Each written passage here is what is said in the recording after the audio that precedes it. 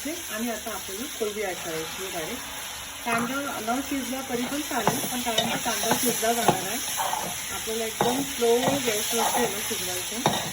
खूप छान लागते याची कोलबी. आणि आता आपल्याला मसाले ॲड करायचे.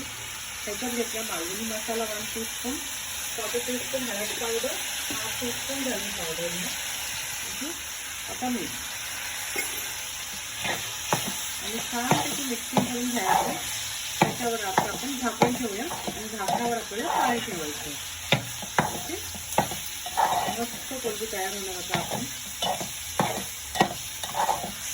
आणि लास्ट आपल्याला कोथिंबीर. आता गाईज आपण चेक करून बघूया.